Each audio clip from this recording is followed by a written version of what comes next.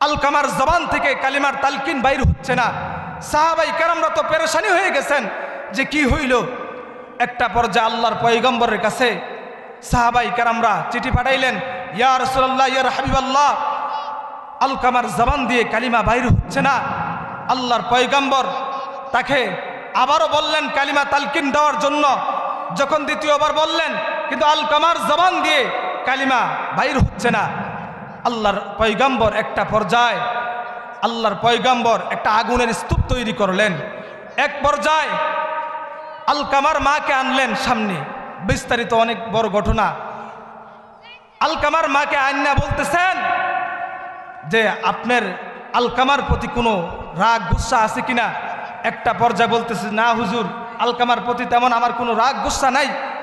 বারবার আল্লাহর পয়গম্বর বলতেছেন যে যদি আপনি আলকামাকে যদি মাফ না করেন, এ আগুনের স্তূপের মধ্যে আলকামাকে ফেলে দেব। যখন বারবার আলকামার মায়ের কাছে আল্লাহর পয়গম্বর বলতেছেন, একটা পর্যায়ে আল্লাহর পয়গম্বর বললেন, আলকামার মা আল্লাহর পয়গম্বরের সামনে দাঁড়িয়ে বললেন, ইয়া রাসূলুল্লাহ, ইয়া হাবিবাল্লাহ, আমার আলকামাকে আমি মাফ করে দিলাম।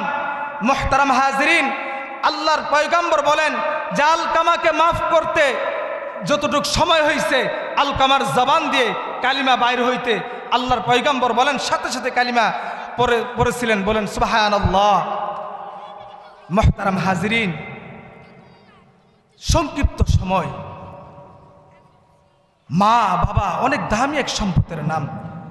আল্লাহ তাআলা বলেন, এই দুনিয়ার জমিনে আমি আল্লাহ তাআলার ইবাদত করার পরে তোমার মায়ের সাথে তোমার বাবার সাথে তুমি ভালো আচরণ করো। আল্লাহ তাআলা মায়ের কথা তিনবার বলছেন, বাবার কথা একবার বলছেন।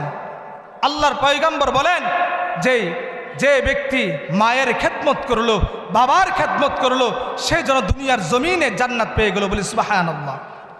এই জন্য মুহতারাম হাজিরিন, বর্তমান সময়ে দেখা যায় যে আমাদের পিতামাতারা সন্তানের কাছে নির্যাতিত। সন্তানকে বড় শিক্ষিত বানাইতেছে, ডক্টর ইঞ্জিনিয়ার বানাইতেছে। এই সন্তান মা বাবাকে বৃদ্ধাশ্রমের মধ্যে দিয়ে আসছে, ঠিক কিনা? আজকে সন্তান কেন মা বাবাকে বৃদ্ধাশ্রমের মধ্যে দিয়ে আসে? কেন? একটাই কারণ, সেই কারণটা হলো তার ভিতরে কোরআন এবং হাদিসের যে ইলম থাকার দরকার ছিল, ওই ইলম তার ভিতরে নাই। যেই কারণে পিতা মাতার সাথে ভালো আচরণ করবে, এটুকু আচরণ করার মতোই যোগ্যতা তার ভিতরে নেই, ঠিক কিনা? মুহতারাম হাজিরিন, আজকে দেখেন, একটা সন্তান যদি কোরআনের হাফেজও যদি হয়, ওই সন্তান কখনো মা বাবাকে কখনো বৃদ্ধাশ্রমের মধ্যে দিয়ে আসতে পারে না, ঠিক কিনা বলেন? আজকে আজও পর্যন্ত কোনো দৃষ্টান্ত দেখাইতে পারবেন না, এমন একটা দৃষ্টান্ত যে এখনো পর্যন্ত যে কোনো হাফেজে কোরআন যারা দ্বীনের লাইনে অল্প যদি লেখাপড়া করে, ওই সন্তান কখনো পিতা মাতাকে বৃদ্ধাশ্রমে দিয়ে আসছে, এরকম একটা নজিরবিহীন ঘটনাও আপনারা পাবেন না, ঠিক কিনা? আসসালামু আলাইকুম ওয়া রাহমাতুল্লাহি ওয়া বারাকাতুহু।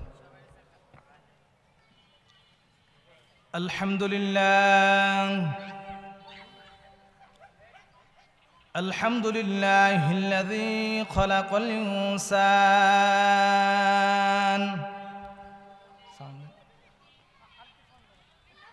وكرم وعلمه من البيان ما لم يعلم فسبحان الذي لا يحصى امتنانه باللسان ولا بالقلم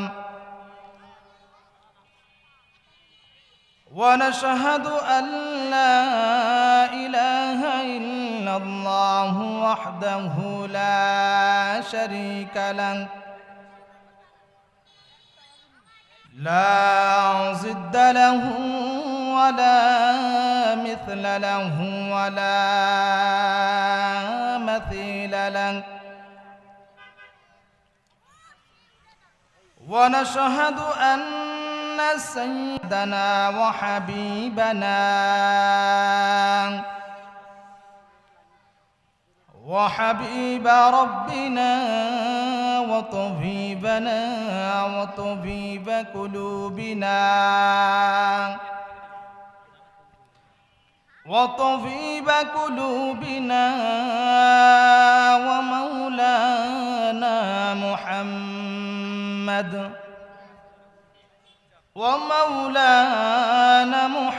محمدا عبده ورسوله صلى الله تعالى وعلى آله وأصحابه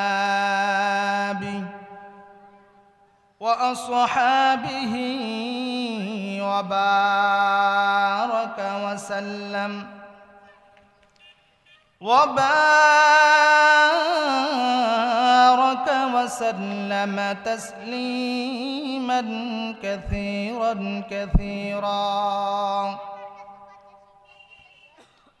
عما بعد فأعوذ بالله من الشيطان الرجيم بسم الله الرحمن الرحيم وقضى ربك ألا تعبدوا إلا إياه وبالوالدين إحسانا وقال تعالى إن الله وملائكته يصلون على النبي يا أيها الذين آمنوا صلوا عليه وسلموا تسليما اللهم صل على محمد وعلى آل محمد كما صليت على إبراهيم وعلى آل إبراهيم إنك حميد مجيد اللهم بارك على محمد وعلى آل محمد كما باركت على إبراهيم وعلى آل إبراهيم إنك حميد مجيد سبحانك لا علم لنا إلا ما علمتنا إنك أنت العليم الحكيم ربي زدني علما ربي زدني علما ربي زدني علما ربي يسر ولا تعسر وتمم علينا بالخير صدق الله مولانا العظيم وصدق رسوله النبي الكريم আসলে এই জান্নাতের বাগান এটা প্রত্যেক দিন হবে না, এটা বছরে একবার হবে। আসলে এত সুন্দর একটা আয়োজন, এই আয়োজনটা যদি আমরা সবাই যদি উপভোগ করতে চাই, বিশেষ করে দুনিয়া এবং আখিরাতের মুক্তি যদি আমরা চাই, তাহলে এই কোরআন হাদিসের ময়দানে বসে উলামায়ে কেরাম যারা বয়ান করবে তাদের থেকে দ্বীনি নসিহত শুনে আমল, নিজের আখলাক, নিজের চরিত্রকে এই দ্বীনি মজলিস থেকে আমাদের চরিত্রকে পরিবর্তন করতে পারি। এজন্য মুহতারাম হাজিরিন, আসলে ভাগ্যবান তারাই আজকে যারা জান্নাতের বাগান, এই জান্নাতের বাগান যারা সাজিয়েছে এবং এই জান্নাতের বাগানে যারা উপস্থিত আছে, তারাই সবচেয়ে বড় ভাগ্যবান। মুহতারাম হাজিরিন, জীবনের শেষ দিনটুকু আজকে মনে করে চলুন এই জান্নাতের বাগানের মধ্যে বসি। এই জান্নাতের বাগানে যতক্ষণ পর্যন্ত দ্বীনি নসিহত হবে, কোরআন এবং হাদিসের আলোচনা হবে, ততক্ষণ পর্যন্ত আল্লাহ তাআলার রহমত নাজিল হইতে থাকবে। বলি সুবহানাল্লাহ। মুহতারাম হাজিরিন, আমি যে আয়াতটুকু পড়েছি আয়াতের উপর কথা বলবো। আল্লাহ রাব্বুল আলামিন পবিত্র কুরআনুল কারীমের মধ্যে বলেন, ওয়াকাদা রাব্বুকা ইহসানা। আল্লাহ রাব্বুল আলামিন বলেন, এই দুনিয়ার জমিনে আমি আল্লাহ তাআলার ইবাদত করার পরে এই দুনিয়ার জমিনে যেন তাদের পিতা মাতার খেদমত করে। পিতা মাতা অনেক দামি এক নেয়ামতের নাম। মুহতারাম হাজিরিন, যাদের পিতা মাতা এই দুনিয়ার জমিনে বেঁচে আছে তাদের জন্য এই দুনিয়াটা এক প্রকারের জান্নাত। পিতা মাতার দোয়া আল্লাহ তাআলার কাছে তিন ব্যক্তির দোয়া সরাসরি আল্লাহ তাআলার কাছে কবুল হয়ে যায়। তার ভিতরে এক নাম্বার হলো পিতা মাতা। কোনো ব্যক্তির জন্য যদি পিতা মাতা দোয়া করে, এটা আল্লাহ তাআলা সরাসরি আল্লাহ তাআলা তার দোয়াকে আল্লাহ তাআলা কবুল করে নেন। বলি সুবহানাল্লাহ। মুহতারাম হাজিরিন, পিতা মাতা অনেক দামি এক সম্পদের নাম। আজকে বর্তমান সমাজের দিকে তাকাইলে দেখা যায় বর্তমান সময়ে পিতা মাতার অবৈধ সন্তান বেশি দেখা যায়, যে মাতা পিতার সাথে ভালো আচরণ করবে, সুন্দরভাবে ব্যবহার করবে, পিতা মাতার সাথে ভালোভাবে কথা বলবে। বর্তমান সময়ে তাকাইলে দেখা যায় এটা খুব কম। বিশেষ করে যুব সমাজ বর্তমান সময়ে মাতা পিতার সবচেয়ে অবদ্ধ সন্তান হয়ে যায়। যদি পিতা মাতার কাছে কোনো কিছু চায়, বায়না করে, যদি পিতা মাতা না দেয়, ওই সন্তান পিতা মাতার উপরে আঘাত করে। ঠিক কিনা? মুহতারাম হাজিরিন, পিতা মাতা যে কত দামি সম্পদের নাম। যতক্ষণ পর্যন্ত এই দুনিয়ার জমিনে মাতা পিতা দুনিয়ার জমিনে বেঁচে আছে, আপনার নেয়ামতের খাজানা ততদিন পর্যন্ত বেঁচে আছে। আর যেদিন আপনার এই দুনিয়ার জমিন থেকে পিতা মাতা চলে যাবে, আপনি বুঝতে পারবেন দুনিয়াটা আপনার জন্য কত কঠিন। মুহতারাম হাজিরিন, সময় থাকতে পিতা মাতার খেদমত করি, সময় থাকতে পিতা মাতার আনুগত্য করি।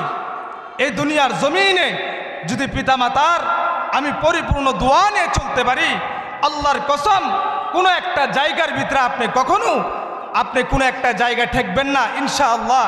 এই জন্য পিতা মাতার দোয়া নিয়ে আমরা চলবো ইনশাআল্লাহ।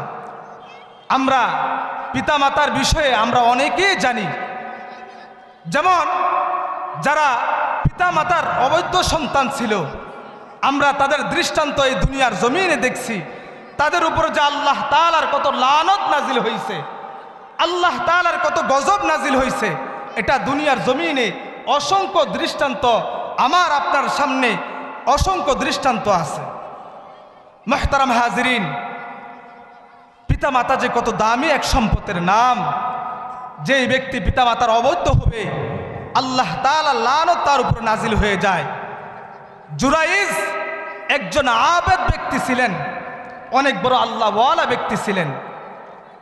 যে জুরাইজ এত বড় একজন আবেদ, আল্লাহ তাআলার খাস বান্দা ছিলেন। জুরাইজ যখন নামাজের মধ্যে দাঁড়িয়ে গেলেন, একটা পর্যায়ে জুরাইজের মা ওই তার কামরার সামনে একদিন যে ডাকতেছে, জুরাইজ তুমি দরজা খুলো। জুরাইজের মা বারবার ওই দিন জুরাইজের মা জুরাইজকে বারবার ডাকছিলেন, কিন্তু জুরাইজ দরজা খুলেন নাই। জুরাইজ ওই অবস্থায় নামাজের ভিতরে দাঁড়িয়েছিলেন। একটা পর্যায়ে জুরাইজ নামাজের ভিতরে দাঁড়িয়ে আছেন, আল্লাহ তাআলার সামনে দাঁড়িয়ে আছেন, চিন্তা করতেছেন মায়ের ডাকে আমি কি দরজা খুলবো না আমি আমার মালিকের সামনে দাঁড়িয়ে থাকবো। একটা পর্যায়ে জুরাইজের মা ডেকে কিছুক্ষণ পরে জুরাইজের মা হতাশা হয়ে চলে গেলেন। আবার দ্বিতীয় দিন জুরাইজের মা আবার আসলেন। আসার পরে আজকের মতো ওই দিনের মতো আবার জুরাইজকে ডাকতেছেন, জুরাইজ বাবা দরজা খুলো, আমি মা তোমাকে দেখার জন্য আসছি। জুরাইজ প্রথম দিনের মতো আবার নামাজের মধ্যে দাঁড়িয়ে আছেন। মোহতারাম হাজিরিন, মা দ্বিতীয় দিনে আবার চলে গেলেন। আবার তৃতীয় দিন আসলেন। আসার পরে আবারও বলতেছেন, জুরাইজ বাবা দরজা খুলো, আমি মা তোমার সাথে সাক্ষাৎ করার জন্য, আমি মা তোমার সাথে দেখা করার জন্য আমি আসছি। জুরাইজ বাবা দরজা খুলো। দ্বিতীয় দিনের মতো জুরাইজ আবার নামাজের ভিতরে দাঁড়িয়েছিলেন। কিন্তু তৃতীয় দিন যখন মা বারবার যখন সন্তানকে ডাকলেন, একটা পর্যায়ে মা আবার হতাশা হয়ে জুরাইজের দরজা থেকে চলে গেলেন। আর যাওয়ার আগে বললেন, বাবা জুরাইজ তুই আমি মায়ের সুন্দর চেহারা দেখলি না, আল্লাহ তাআলা যেন তোরে এই বেশ্যা নারী না দেখাইয়া তোর দুনিয়া থেকে যেন বিদায় না করে। মুহতারাম হাজিরিন, আল্লাহ তাআলা তার এই দোয়াকে কবুল করে নিছেন, মায়ের দোয়া। একটা পর্যায়ে ওই সমাজের ভিতরে একটা জারজ সন্তান জন্মগ্রহণ করছেন। এলাকাবাসী একটা পর্যায়ে যখন চতুর্পাশে এলাকাবাসী বললেন এই সন্তান কার, তো ওই মহিলা বলতেছেন এই সন্তান হলো জুরাইজের। একটা পর্যায়ে এলাকাবাসী খেপে গেলেন যে জুরাইজ, আমরা তো মনে করছিলাম অনেক বড় আবেদ বান্দা, আল্লাহ তাআলার খাস বান্দা, তাকে আমরা গাছের পয়লা যেই ফল হয় এটা তাকে আমরা হাদিয়া নিয়ে যাই তার কাছে, আর তিনি এই আমলের নামে ভণ্ডামি করতেছেন। এলাকাবাসী খেপে গেলেন। একটা পর্যায়ে জুরাইজের যেই ঘর ছিলেন ওই ঘরের উপরে পাথর নিক্ষেপ শুরু করে দিলেন। একটা পর্যায়ে এই জুরাইজকে একটা পর্যায়ে ঘর থেকে তার পাঞ্জাবির কালারের ধরে তার ঘর থেকে বাহির করে দিলেন। আপনি মিয়া ভণ্ডামি করার জায়গা পান না। একটা পর্যায়ে জুরাইজ বললেন, ভাই কি হইছে আমাকে খুলে বলেন। একটা পর্যায়ে এলাকাবাসী বলেন, তুমি এখনো জানো না কি হইছে? এই যে জারজ সন্তান এটা তোমার, তুমি কি জানো না? তো জুরাইজ বলতেছে যে আল্লাহর কসম এটা আমার সন্তান না। বারবার যখন বলতেছে যে প্রমাণ কি, তখন বলতেছে যে বাচ্চা। একটা পর্যায়ে এই বাচ্চাকে তার দিকে ইশারা করে জুরাইজ বলছিলেন, এই বাচ্চাকে জিজ্ঞাসা করেন যে এই বাচ্চা কার। একটা পর্যায়ে যখন ওই সন্তানকে এলাকাবাসী বললেন যে তুমি কি আমাদের সাথে মজা করতেছ, এত ছোট্ট সন্তান কিভাবে আবার কথা বলবে। একটা পর্যায়ে বলবে, একটা পর্যায়ে সন্তানের দিকে যখন ইশারা করলেন ওই সন্তান, তখন ওই বাবার নাম বললেন, ওই এলাকার এক রাখালের নাম বললেন, যেই রাখালের সাথে মেলামেশা করে ওই অবদ্ধ সন্তান জন্মগ্রহণ করছেন। একটা পর্যায়ে আবার এলাকাবাসী একটা পর্যায়ে জুরাইজের কাছে আবার ক্ষমা চাইলেন যে হুজুর আমরা অনেক বড় ভুল করে ফেলেছি। মুহতারাম হাজিরিন, এটা বুঝাইতে চাইতেছি যে যদিও জুরাইজের মা ওই সন্তানের যে বদদোয়া ছিলেন, মা বারবার বলছিলেন সন্তান তুমি দরজা খোলো, আমি মায়ের চেহারা দেখো। যখন সন্তান চিন্তা করছিলেন যে মায়ের ডাক দামি না আল্লাহ তাআলার সামনে দাঁড়াবো এটা দামি, তখন ওই পর্যায়ে তার ভিতরে দ্বিধাদ্বন্দ্বের ভিতরে ছিলেন। কিন্তু ওই পর্যায়ে আল্লাহ তাআলা যদিও কিছুক্ষণের জন্য এই গজব আল্লাহ তাআলা নাজিল করছিলেন, কিন্তু জুরাইজ তো অনেক বড় আবেদ বান্দা ছিলেন, আল্লাহ তাআলার খাস বান্দা ছিলেন। ওই খাস বান্দার কারণে আল্লাহ তাআলা জুরাইজের ইজ্জতকে আল্লাহ তাআলা সম্মানকে আরো বাড়িয়ে দিলেন। কিন্তু মুহতারাম হাজিরিন, যেটা বুঝাইতে চাইতেছে, পিতামাতা অনেক দামি এক সম্পত্তির নাম। যতদিন এই পিতামাতা বেঁচে আছে আমাদের এই দুনিয়ার জমিনে সবচাইতে নেয়ামতের খাজানা বেঁচে আছে। এই দামি সম্পদ যেদিন এই দুনিয়ার জমিন থেকে চলে যাবে তাহলে বুঝতে পারবেন যে পিতামাতা কত বড় এক দামি সম্পদের নাম। আমরা এরকম করে আরো অসংখ্য ঘটনা শুনছি আমরা, যেমন সাহাবাই কেরামদের ভিতরে আলকামার কথা আমরা শুনছি। আলকামা জলিলুল কদর একজন সাহাবী ছিলেন। এই আলকামা মৃত্যুর শয্যায় সাহাবাই কেরামরা যখন তাকে কালিমার তালকিন দিচ্ছেন, আলকামার জবান থেকে কালিমার তালকিন বাইর হচ্ছে না। সাহাবাই কেরামরা তো পেরেশানি হয়ে গেছেন যে কি হইল। একটা পর্যায়ে আল্লাহর পয়গম্বরের কাছে সাহাবাই কেরামরা চিঠি পাঠাইলেন, ইয়া রাসূলুল্লাহ, ইয়া হাবিবাল্লাহ, আলকামার জবান দিয়ে কালিমা বাইর হচ্ছে না। আল্লাহর পয়গম্বর তাকে আবারও বললেন কালিমা তালকিন দেওয়ার জন্য। যখন দ্বিতীয়বার বললেন, কিন্তু আলকামার জবান দিয়ে কালিমা বাইর হচ্ছে না। আল্লাহর পয়গম্বর একটা পর্যায়ে একটা আগুনের স্তূপ তৈরি করলেন। এক পর্যায়ে আলকামার মাকে আনলেন সামনে, বিস্তারিত অনেক বড় ঘটনা। আলকামার মাকে আন্না বলতেছেন যে আপনার আলকামার প্রতি কোনো রাগ গুসা আছে কিনা। একটা পর্যায়ে বলতেছে, না হুজুর, আলকামার প্রতি তেমন আমার কোনো রাগ গুসা নাই। বারবার আল্লাহর পয়গম্বর বলতেছেন যে যদি আপনি আলকামাকে যদি মাফ না করেন, এ আগুনের স্তূপের মধ্যে আলকামাকে ফেলে দেব। যখন বারবার আলকামার মায়ের কাছে আল্লাহর পয়গম্বর বলতেছেন, একটা পর্যায়ে আল্লাহর পয়গম্বর বললেন, আলকামার মা আল্লাহর পয়গম্বরের সামনে দাঁড়িয়ে বললেন, ইয়া রাসূলুল্লাহ, ইয়া হাবিবাল্লাহ, আমার আলকামাকে আমি মাফ করে দিলাম। মুহতারাম হাজিরিন, আল্লাহর পয়গম্বর বলেন যে আলকামাকে মাফ করতে যতটুকু সময় হয়েছে, আলকামার জবান দিয়ে কালিমা বাইর হইতে আল্লাহর পয়গম্বর বলেন সাথে সাথে কালিমা পড়েছিলেন। বলেন সুবহানাল্লাহ। মুহতারাম হাজিরিন, সংক্ষিপ্ত সময়, মা বাবা অনেক দামি এক সম্পদের নাম। আল্লাহ তাআলা বলেন, এই দুনিয়ার জমিনে আমি আল্লাহ তাআলার ইবাদত করার পরে তোমার মায়ের সাথে, তোমার বাবার সাথে তুমি ভালো আচরণ করো। আল্লাহ তাআলা মায়ের কথা তিনবার বলছেন, বাবার কথা একবার বলছেন। আল্লাহর পয়গম্বর বলেন যে ব্যক্তি মায়ের খেদমত করলো, বাবার খেদমত করলো, সে যেন দুনিয়ার জমিনে জান্নাত পেয়ে গেল। বলি সুবহানাল্লাহ। এই জন্য মুহতারাম হাজিরিন, বর্তমান সময়ে দেখা যায় যে আমাদের পিতামাতারা সন্তানের কাছে নির্যাতিত। সন্তানকে বড় শিক্ষিত বানাইতেছে, ডক্টর ইঞ্জিনিয়ার বানাইতেছে। এই সন্তান মা বাবাকে বৃদ্ধাশ্রমের মধ্যে দিয়ে আসছে, ঠিক কিনা? আজকে সন্তান কেন মা বাবাকে বৃদ্ধাশ্রমের মধ্যে দিয়ে আসে? কেন? একটাই কারণ, সেই কারণটা হলো তার ভিতরে কোরআন এবং হাদিসের যে ইলম থাকার দরকার ছিল, ওই ইলম তার ভিতরে নাই। যেই কারণে পিতা মাতার সাথে ভালো আচরণ করবে, এটুকু আচরণ করার মতো যোগ্যতা তার ভিতরে নাই, ঠিক কিনা?